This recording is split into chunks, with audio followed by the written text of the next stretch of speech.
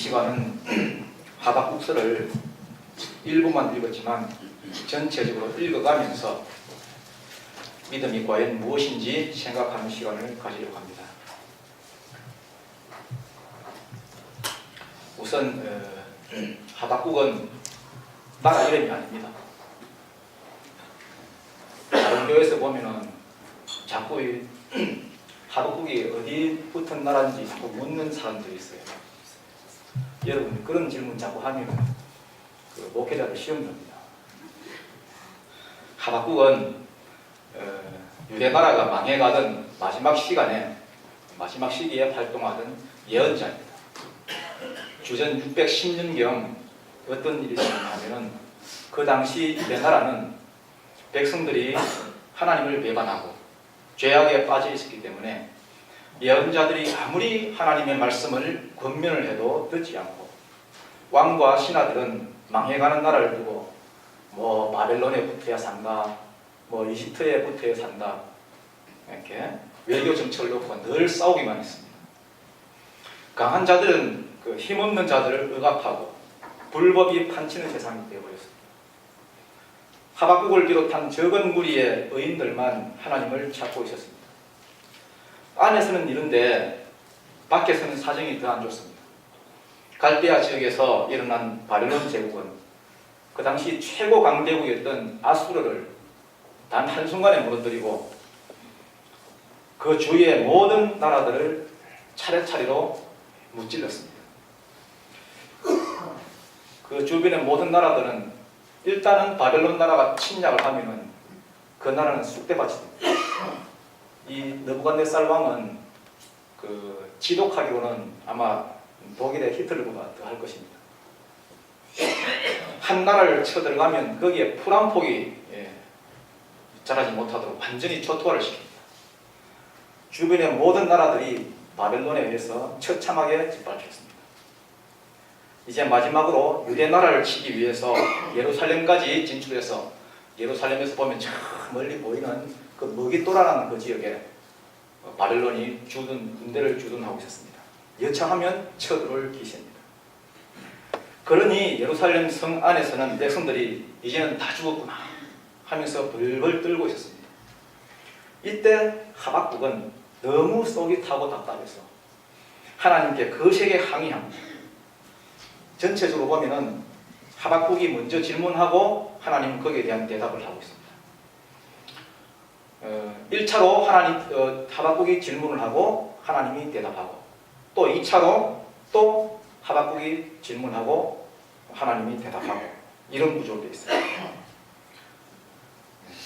만약에 다른 교회 교인들이 여러분들한테 하박국의 내용이 무엇인지 물으면 이렇게 대답하면 됩니다. 쉽지요? 전체적인 배경은 이렇고 이제 구체적인 내용을 1장부터 살펴보겠습니다. 먼저 하박국이 너무 답답해서 하나님께 항의성 질문을 하고 있습니다. 1장 2절에 보면 여호와여 어느 때까지입니까? 이런 말이 나옵니다. 1장 2절입니다. 한번 볼까요? 시작. 여호와여 내가 부르짖어도 주께서 듣지 아니하시니 어느 때까지입니까? 내가 강포로 말미암아 외쳐도 주께서 구원하지 아니하시나이다. 구구절절이 하나님에 대한 원망과 한숨이 묻어납니다. 어느 때까지? 이 말에 하박국의 심정이 다 드러납니다. 하나님을 향한 원망의 말들이 계속 쏟아지고 있습니다. 하나님, 도대체 어느 때까지 참고 기다리실 겁니까? 어째서 보고만 계십니까? 바벨론이 저렇게 우리 코앞에 와서 삼키려고 하는데 우리는 동족끼리 왜 이렇게 싸우면서 정의가 바로 서지 못하는 것입니까?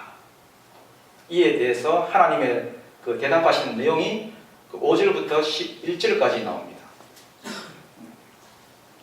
하나님이 말씀하십니다. 내가 아무 일도 하지 않는 것 같냐?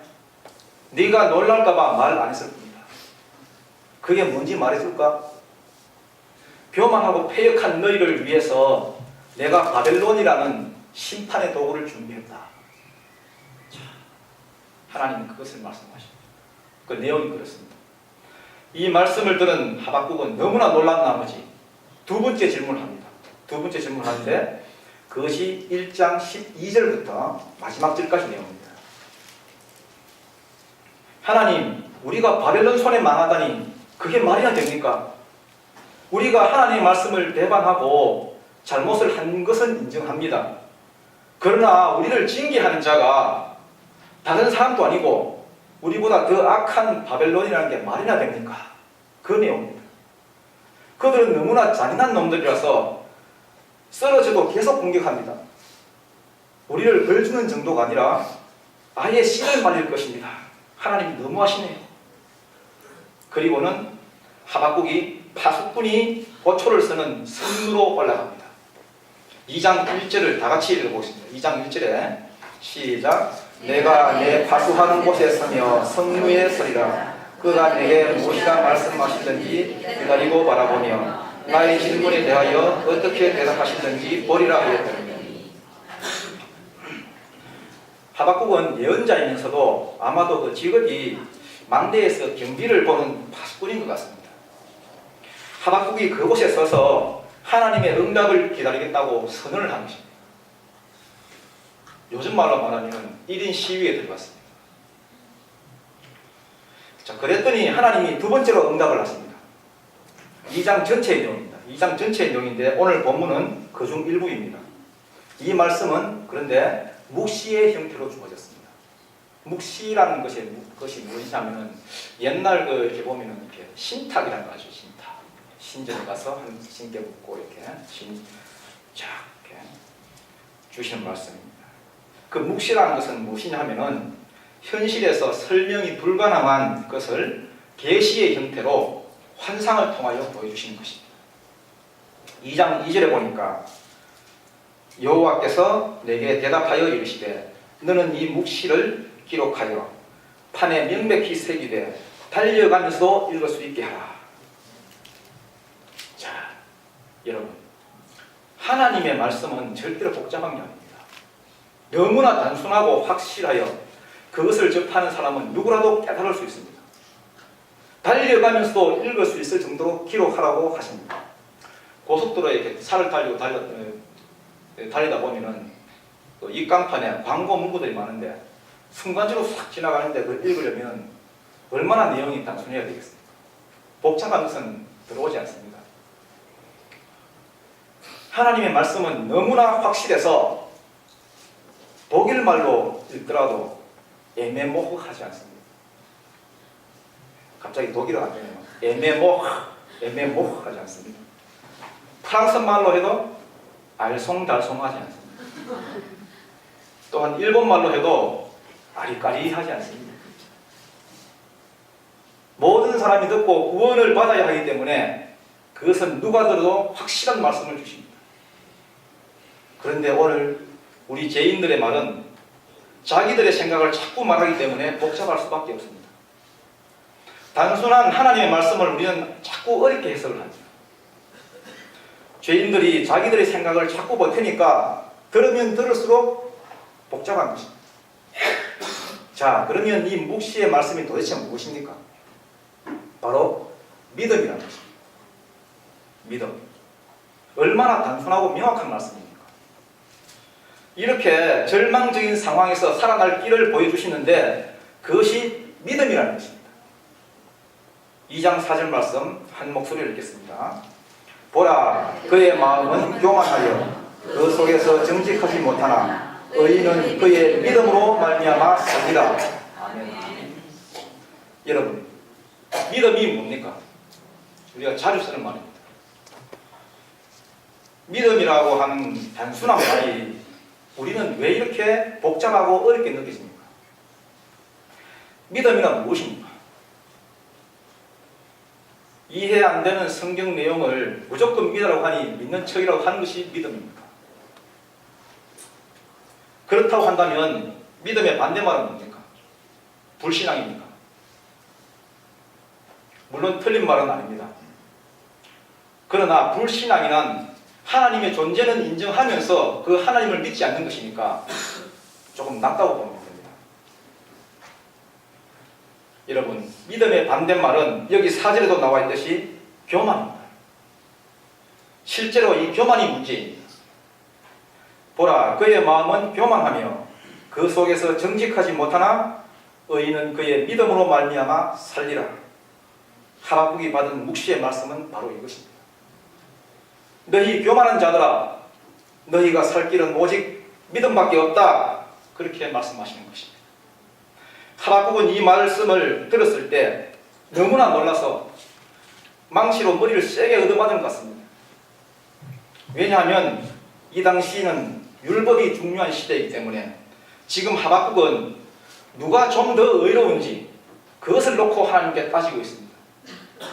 저놈들은 악한 놈들인데 우리는 좀 낫다는 것입니다. 저놈들은 하나님의 말씀도 모르지만 우리는 율법도 지키고 예배도 드리고 이렇게 거룩한 생활을 하고 있다는 것입니다. 그런데 왜 우리가 저놈들한테 고통받아야 하는지 하박국은 그것을 따지는 것입니다. 여기에서 죄인과 의인이 판가름 납니다. 죄인과 의인의 차이가 뭡니까? 죄를 굉장히 많이 지으면 죄인입니까? 그렇다면 의인은 또 뭡니까? 죄를 짓지 않아야 의인입니까? 여러분, 죄인은 자기 자신을 너무 과대평가합니다. 자기를 내세웁니다. 아니, 내 생각엔 요래조래 하면 되는데 왜 안 해주냐? 아니, 이렇게 저렇게 하면 교회가 부흥될 것 같은데 왜 안 따라주냐? 왜 가만히 있냐?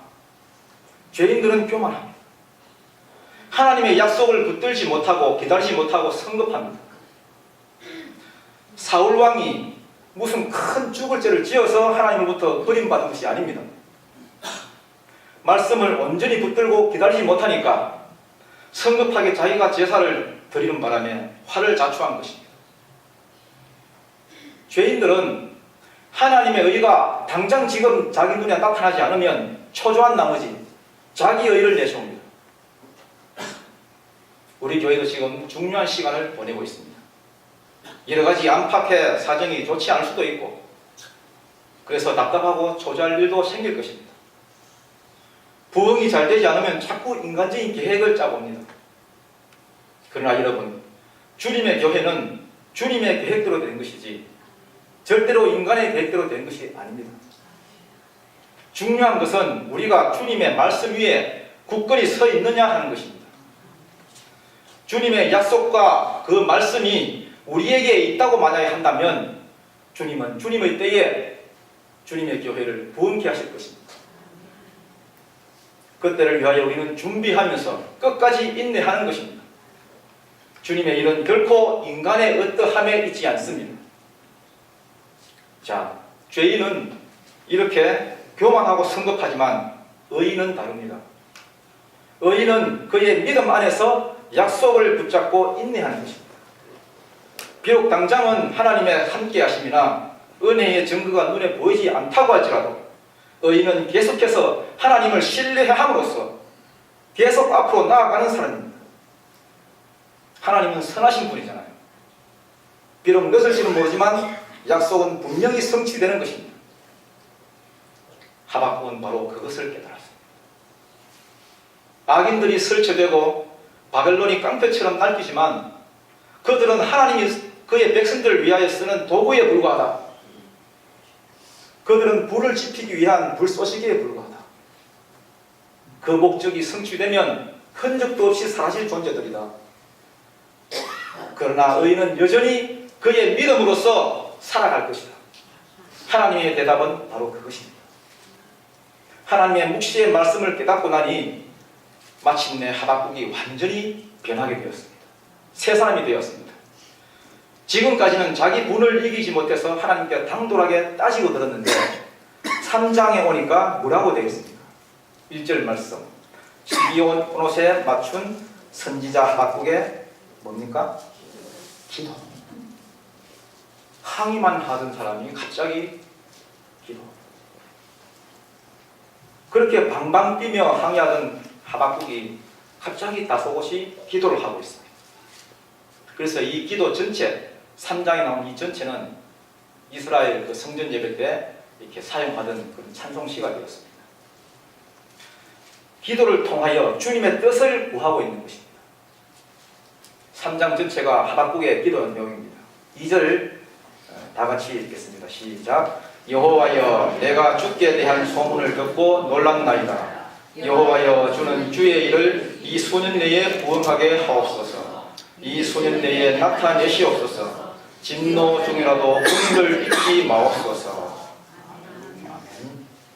자, 여기서 부응이란 말은 부응사경에 때 쓰는 그런 부응이 아닙니다. 부응이라는 원문의 뜻은 살게 하다는 것입니다. 그래서 다시 성경을 해석하면 이런 뜻입니다. 여호와여, 내가 주의 말씀을 듣고 나니 너무나 놀랍습니다. 주의 계획을 빨리 실행하여 주시옵소서. 우리가 바벨론에 짓밟히고 망한다 할지라도 그것이 만약 주의 뜻이라면 빨리 이루어 주시옵소서. 주님의 뜻만 이루어진다면 나는 죽어도 좋습니다. 그런데 다만 한 가지 청이 있다면, 진노할 땐 하시더라도 우리를 불쌍히 여겨주시옵소서. 우리를 긍휼히 여겨주시옵소서. 얼마나 진실된 고백입니까? 그 후에 결국 예루살렘 성은 파괴되고 유대 백성은 바벨론의 포로가 되어 끌려가고 맙니다. 그러나 하박국이 요청한 대로 심판의 진노의 심판 뒤에 70년이 지나서 하나님이 그들을 불쌍히 여겼습니다. 긴 포로 생활이 끝나고 다시 예루살렘 성은 복구되게 됩니다. 그러나 이건 한참 뒤에입니다. 여러분, 이런 일이 다가올 것을 알고도 지금은 앉아서 당해야 하는 하박국의 심정이 어떻겠는가 한번 상상해 보시기 바랍니다. 16절을 볼까요? 다 같이 읽겠습니다. 시작. 내가 들었으므로 내 창자가 흔들렸고 그 목소리로 말미암아 내 입술이 떨렸도다. 무리가 우리를 치러 올라오는 환난날을 내가 기다리므로 썩이는 것이 내 뼈에 들어왔으며 내 몸은 내 처소에서 떨리는도다.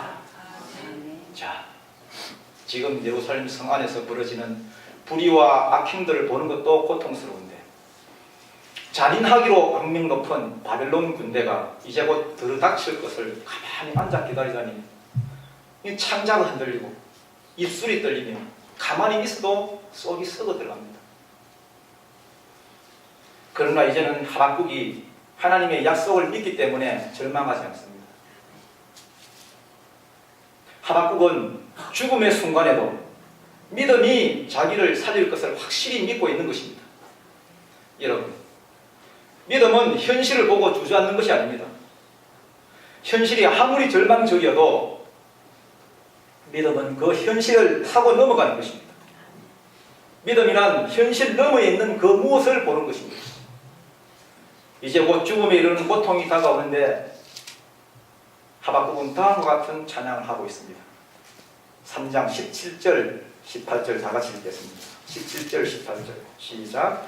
비록 무화과 나무가 무성하지 못하며 포도나무에 열매가 없으며 감람나무에 소출이 없으며 밭에 먹을 것이 없으며 우리의 양이 없으며 외양간에 소가 없을지라도 나는 여호와로 말미암아 즐거워하니 나의 구원의 하나님으로 말미암아 기뻐하리로다.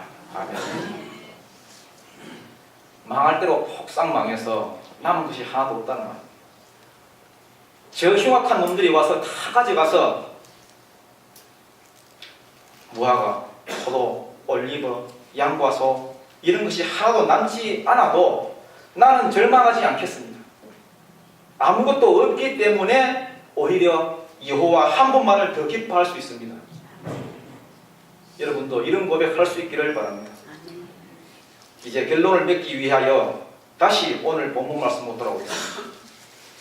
이제 우리는 믿음이란 무엇인가에 대한 결론을 내야 합니다. 믿음이 뭐겠습니까? 우리는 보통 내가 복을 받고 그 받은 복을 가지고 주님께 영광 돌리려고 하지 않습니까? 아니, 내가 살아야 주님 일을 할 것 아닌가? 내가 복을 받아야지. 주님의 일을 하더라도 내게 조그만 손해가 되면 당장 시험에 빠집니다. 여러분, 주님이 거십니까? 내가 좀 보태지 않으면 주님의 일이 안 됩니까? 물론 주님이 맡긴 사명을 내가 충성되이 봉사를 하고 충성된 사명을 해야 됩니다. 그러나 이건 그 뜻이 아니잖아요. 주님의 말씀은 이것입니다. 네가 죽어야 내 뜻이 이루어진다. 네가 만일 쓰러져 죽는다 할지라도 그때도 과연 나만 믿을 수 있겠어? 그러면 그 믿음으로 너는 살게 돼. 여러분, 주님의 뜻을 위해서라면 나는 죽어도 좋아야 됩니다. 그것이 온전한 믿음인 것입니다. 그러나 우리는 기어이 죽지 않고 내가 시퍼렇게 살아서 그것 가지고 하나님께 영광 돌리려고 하고 있습니다. 내 의가 살아서 그 의로움 가지고 천국에 들어가고자 합니다. 그러나 하나님의 의는 그것이 아닙니다. 구원이란 내가 잘 먹고 잘 사는 것이 아니라 내가 망하게 되어서 죽게 될지라도 하나님의 의로움만 드러나야 하는 것입니다. 내 의가 아니라 내 의는 사라지고 내가 완전히 힘이 빠져서 주님의 그 의만 부여잡고 주님의 그 의로움 가지고 그저 천국문에 가서 면목 없이 천국문을 두드리는 것이 성도의 삶입니다. 믿음이란 것은 주님의 뜻을 위해서라면 내가 완전히 죽어 없어지는 것입니다. 내가 죽어서 썩고 뼈밖에 남지 않는다 할지라도 에스겔 골짜기에 앙상하게 누워있는 마른 뼈들처럼 다시 한번 하나님의 영이 그 속에 역사하기만 하면은 내가 새로운 피조물로 부활하게 될 줄로 믿습니다. 주님의 뜻을 속히 이루어 주시옵소서. 그게 바로 믿음의 고백이라는 것입니다. 바로 그 믿음을 가진 자만이 하나국처럼 절망 속에서도 감사할 수 있는 것입니다. 육신적인 문제, 돈, 질병, 가정적인 문제 이런 걸로 고통 중에 있습니까? 하나님은 그런 과정을 통하여 여러분을 여러분의 의가 아니라 하나님의 의로 살아가는 새로운 존재로 만드실 것입니다.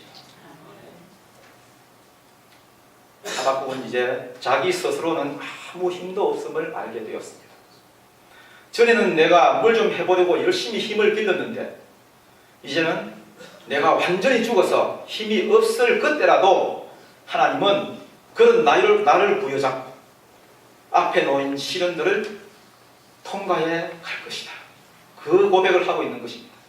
19절 상반절입니다. 얼마나 은혜가 되는 말씀인지 모릅니다. 여러분 이 말씀 부여잡고 올 한 해도 승리하시기 바랍니다. 주 여호와는 나의 힘이시라. 나의 발을 사슴과 같게 하사 나를 나의 높은 곳으로 다니게 하시리로다. 이 뜻을 잘 한번 살펴보시기 바랍니다. 내 힘 가지고 다니는 게 아닙니다. 내가 힘이 완전히 빠져서 죽게 될 그 지경에 내가 힘이 없더라도 그때 오히려 여호와께서 내 힘이 되어 주시고 나의 발을 사슴과 같게 하사 나를 높은 곳으로 다니게 하신다. 이 말씀을 가지고 승리하시는 여러분이 다 되시기를 주님의 이름으로 축원드립니다. 기도하겠습니다. 하나님 아버지, 우리는 지금껏 내 힘으로 살아왔음을 고백합니다. 내 의를 이루기 위해서 주님의 의를 거부해 왔음을 고백합니다. 이제는 주님의 의를 위하여 주님의 그 믿음을 갖기 위하여 살기를 원합니다. 나는 죽어도 좋사오니 주님의 뜻만이 이루어지게 하옵소서. 주님의 몸된 교회를 위하여 우리의 모든 의를 내려놓게 하여 주시옵소서. 우리를 구원하여 주신 예수 그리스도의 이름 받들어 간절히 기도드립니다. 아멘.